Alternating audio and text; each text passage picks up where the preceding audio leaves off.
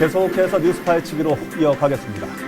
충청북도가 공직자 땅 투기 의혹에 대해서 조사를 하고 있는 가운데 관련 추측성 의혹이 난무하고 있습니다. 관련 소식 자세히 알아보겠습니다. 제가 조금 액센트를 많이 줘서 얘기했는데요. 네. 그야말로 뭐 누가 어떻다더라, 누구는 땅을 샀다더라, 아니라더라, 뭐 별 얘기가 굉장히 많고 이게 일파만파 사회적 문제로 굉장히 커지고 있는 모양새입니다. 일단 네. 충청북도가 지역 내 공직자들에 대한 투기 의혹 조사를 시작을 한 거죠.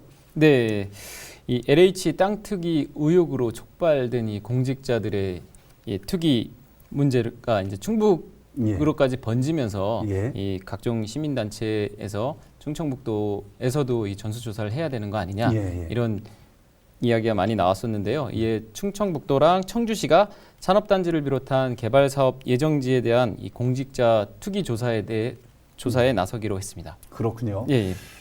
얘기를 들어보면 땡땡땡이 땅을 샀대 아니라던데 정말이야? 아닐 수도 있어 뭐 이렇게 해가지고 여러 가지 의혹들이 많던데 여러 가지 지금은 물론 이제 조사를 해봐야 알겠습니다만은 네. 이런 추측성 의혹들이 여기저기서 엄청나게 나오고 있다고요.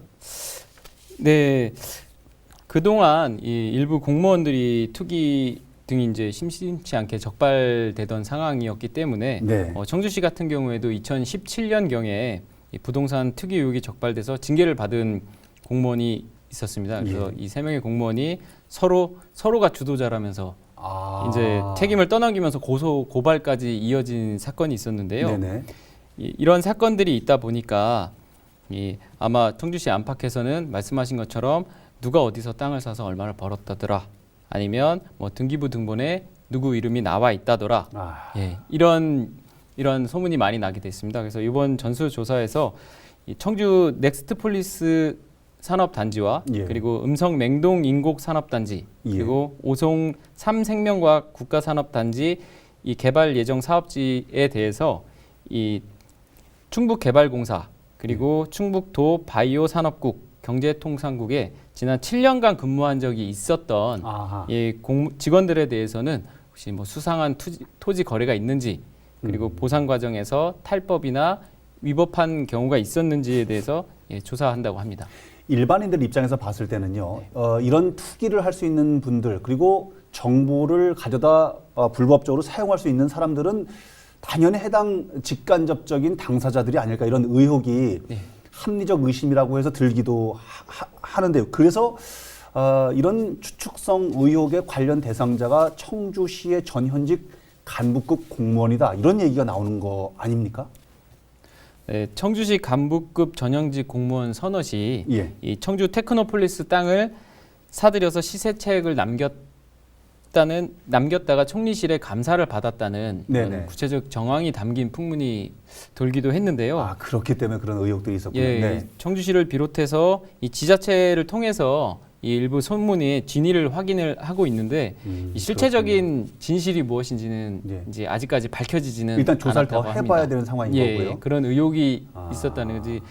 그래도 구체적인 정황으로 이 풍문이 있기 때문에 한번 조사는 해봐야 될 것 같습니다. 아니 땐 굴뚝에서 연기가 나는 건 아니고 지금 그런 부분들이 있기 때문에 이런저런 소문들이 추측성 의혹이라는 꼬리표를 달고 날아다니는 거군요. 알겠습니다. 맞습니다. 이런저런 정황 때문에 그런지 시민단체에서는 관련 기름을 좀 붓는 격입니다. 이왕 이렇게 얘기 나온 김에 더 철저하게, 더 투명하게, 더 강력하게 조사를 해야 되는 거 아니냐, 이렇게 요구를 하고도 있네요. 네, 이 시민단체에서는 이 공무원들이 이 친인척 관계로 엮여 있는 경우가 많기 때문에 이 주요 개발 정보가 이 친인척들을 통해서 공유될 가능성이 높다. 그럴 수 있겠다 생각을 하는 거죠.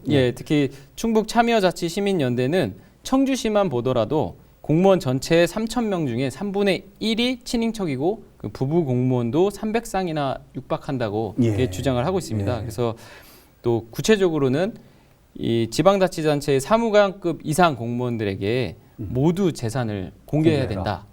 라는 주장도 나오고 있고요. 현재는 공직자윤리법상 1급 이상 고위 공직자에게만 이 재산의 공개하라고. 의무 공개가 돼 있고, 지금 이 사무관 이상에게는 대상이 되지 않는데 이걸 확대해서 시행해야 된다. 거기다가 지방 공기업은 물론 뭐 선출직 공직자나 지방자치단체 그리고 시도 지방의원까지도 다 포함을 해서 의무 공개를 하자 이런 주장입니다. 알겠습니다. 어떻게 보면 당연한 얘기일 수도 있겠습니다만 이런 상황이 진행이 되니까 충청북도 교육청에서 공직자들의 재산 공개 부분을 더 강화하고 나섰습니다. 선제적 대책이다, 정책이다 이렇게 했는데 이런 부분들이 맞습니까? 네, 아까 앞서 설명드린 것처럼 이 재산 공개 제도에 대해서 좀 허점들이 있기 때문에 예. 이 부분을 보완해야 된다라는 움직임이 있는데 충청북도 교육청에서 가장 먼저 이 선제 조치를 나섰습니다. 그러니까 그렇군요. 전국 17개 시도 교육청 가운데서는 첫 사례인데요. 아, 그렇군요. 이 공직자를 대상으로 한 재산 등록 절차를 강화했는데 그동안 이 충청북도 교육청 소송 1에서 4급 공무원 네. 그리고 교육장 5에서 7급 감사 건축 회계 공무원에 대해서는 재산 내역을 등록했었습니다. 네. 그리고 이 1급 이상 공직자 그러니까 교육감에 한해서만 부동산을 취득한 날짜와 경위 그리고 돈의 출처를 추가로 이렇게 신고를 해왔는데요. 예, 예. 이번에 충청북도 교육청은 이 규정을 강화해서 모든 재산 등록 대상 공무원이 이 부동산을 형성하는 과정에서 취득일, 취득 경위 그리고 소득원을 등록하도록 대폭 확대를 했고요. 그리고 부동산 매매 계약서와 토지 건물 토지 대장도 첨부하도록. 이 부분이 만약에 잘 활용이 되거나 투명하게 공개가 돼가지고 적절하게 관리가 된다 하면 전체 공직 사회로 번질 가능성도 있겠다는 생각이 얼핏 좀 들기도 하고요. 네. 또 하나는 어쨌든 지금 이런 상황들이 계속 불거지기 때문에 이런 문제가 지금만 있었던 것은 아니지 않겠느냐. 이전의 사업지에서도 있을 수 있었던 거 아니냐 이런 의혹의 눈초리가 계속해서 나오고 있어서 이전에 청주시의 사업지, 충청북도의 사업지에 대한 전현직 공직자들에 대한 조사도 함께 이루어져야 되지 않냐 이런 목소리가 나오고 있습니다. 네, 그래서 청주시 그 이전에 이루어졌던 청주시 테크노폴리스와 오창 테크노폴리스 조성 관련 부서인 이 도시교통국에서도 예. 2012년부터 이 부서를 거쳐간 공무원들 323명을 조사할 계획이라고 밝혔습니다. 그런 상황이군요. 예. 잘 알겠습니다. 이참에 이제 조사가 진행이 될 예정이거나 부분적으로 시작이 되거나 하는 부분인데 더 철저하게, 더 투명하게, 더 강도 높게 시민들의 요구를 받아들여서 이루어졌으면 좋겠다는 생각을 해봅니다.